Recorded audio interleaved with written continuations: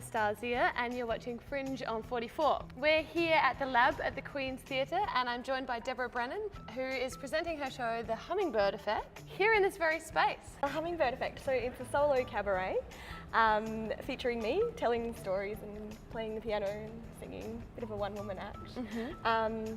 And the story is actually based on a true story, something that happened to me. Can you give us some clues as to this autobiographical narrative? Yes. So the concept of the hummingbird effect is like from something small, something big evolves.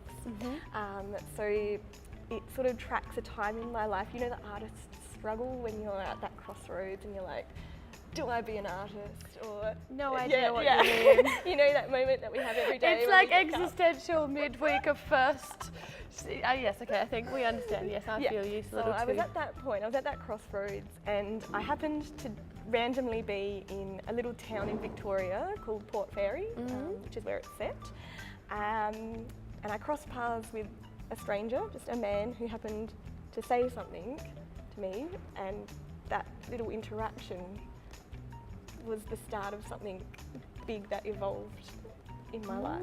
So it sort of explores the concept of chance and crossing paths and getting exactly what you need when you need it. Yes, that kind of thing. Cool, and you're in this space and there will be, instead of us hanging out, lounging on this couch, there'll be a glorious grand piano. What a beautiful Which venue. you play yourself. I do, yes. Fantastic. Yes. So I'm picturing spotlight, you at the piano, storytelling, in between songs. Tell us about the songs you've chosen for the show. So I've chosen a few iconic songs from the 70s and 80s by artists like David Bowie and Pink Floyd, The Church, that sort of era.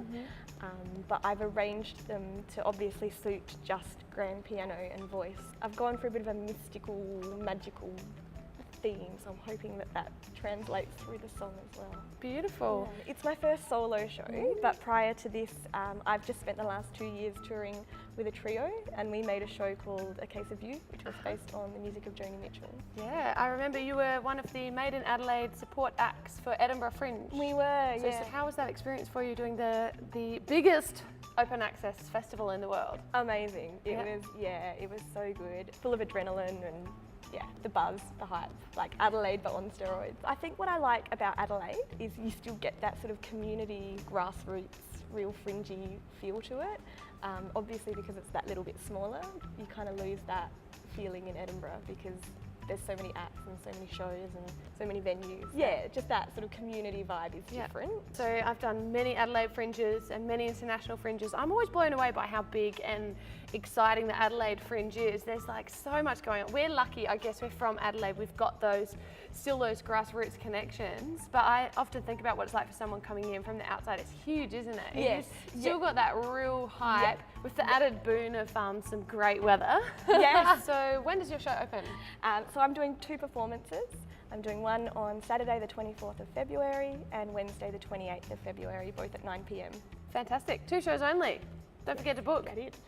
Thanks for joining me today, Fringe on 44. It's been lovely to chat and get to know a bit more about you. So yeah, enjoy your Fringe. Thank you so much, and same to you. Cool, thank you.